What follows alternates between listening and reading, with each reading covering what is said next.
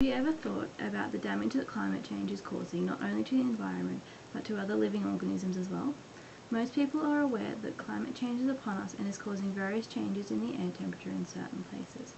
But I bet not many of you have thought about the less obvious changes occurring to the environment and how these changes are affecting our Australian wildlife.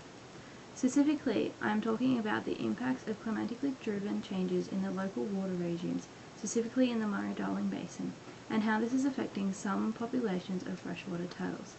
Hence, the title of the article that I have chosen is Declines of Freshwater Turtles Associated with Climatic Drying in the Australian Murray-Darling Basin.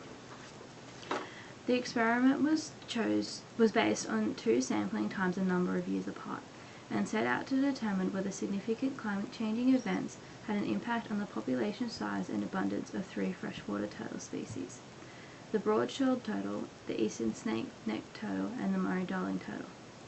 The first period was following a large rainfall and extensive flooding, and extended from December 1976 to December 1982, and the second period was between December 2009 and March 2012. This was just before the end of the millennium drought. Sampling was conducted in the main channel of the Murray-Darling River, as well as in constantly flowing branches off the main channel that are permanently connected, and certain floodplains that become inundated during high rainfall. Turtles were primarily caught in bait hoop nets that hung from either the river bank or from fallen trees and hang into the water.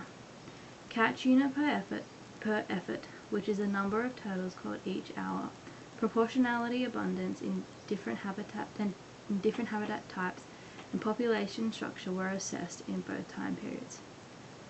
In concluding both sampling periods, it was found that the catch per unit of baited hoop traps had decreased by 91% for the eastern snake-necked turtle and 69% for the Murray turtle from the first sampling period to the second.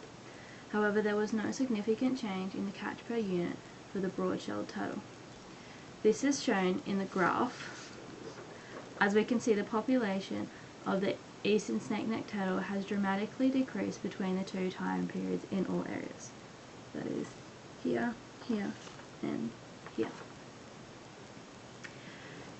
The Murray turtle has slightly decreased, and the broad-shelled turtle was no significant decrease across either time period or in either different areas.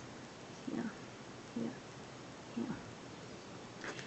It was then concluded that decrease in the eastern snake-necked turtle population is more than likely due to the loss of floodplain habitat and lack of formation of temporary water bodies caused by the prolonged drought, as this species is an obligate carnivore, and temporary waters provide it with an abundance of food in the form of slow-moving invertebrates.